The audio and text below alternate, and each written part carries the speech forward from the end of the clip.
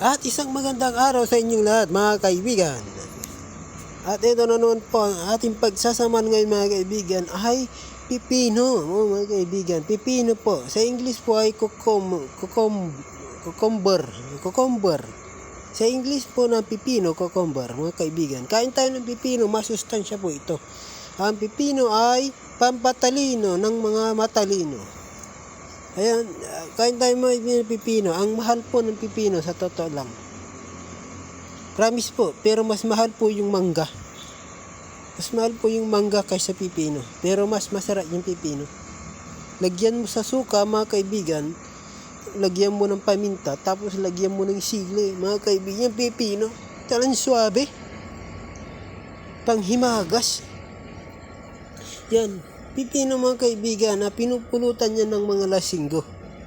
Pero ang totoo mga kaibigan, hindi siya masarap ipulutan. Nagpupulutan kami dati ng pipino. Hindi siya masarap ipulutan. Buti ngayon di na ako nag-iinom mga kaibigan. Kaya kain tayo mga kaibigan ng pipino. Magtanim kayo ng pipino para hindi na kayo nagbibili.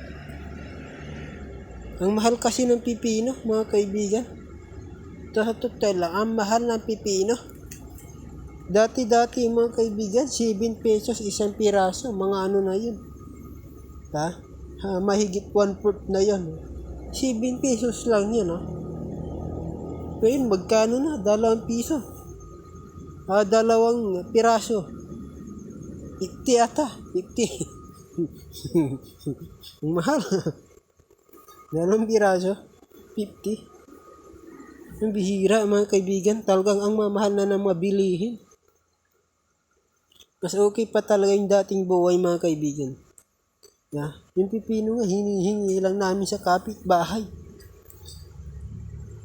Pero masarap yung pipino mga kaibigan. Basta lagay mo sa suka na manghang. Kaibigan, lagay mo sa suka na manghang.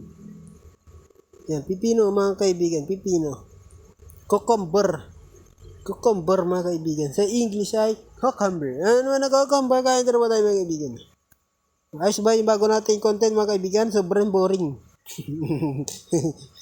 Sobrang boring mga kaibigan. Ang boring ng natin. Content natin. Kahit ako hindi natutuwa. Gusto ko talaga yung uma-acting ako. Yung parang ganun sa 2 batang nasa gubat. Ginagaya ko yun. Parang dinggoy. Kain ng kain, hindi nagsasalita. Ang gagaling nila. Tuwang-tuwa ako mga kaibigan, nahawa ako. Kaya ginaya ko mga kaibigan. Imbis din matuwa yung mga tao, naiinis tuloy sila. Pero mas okay yan, may acting. May acting mga kaibigan. Ang hirap mag-chopstick pala pag ganito.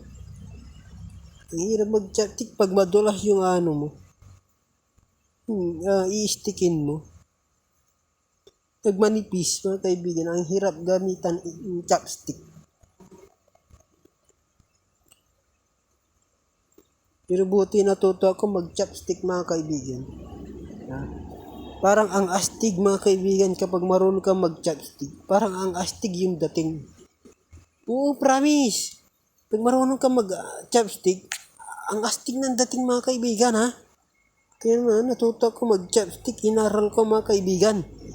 So yan mga kaibigan, natuto ako halos mag-chopstick na ako araw-araw. Pero mas masarap pa rin talagang kumain ng nagkakamay. Nagkakamay mga kaibigan. Yan tayo mapili.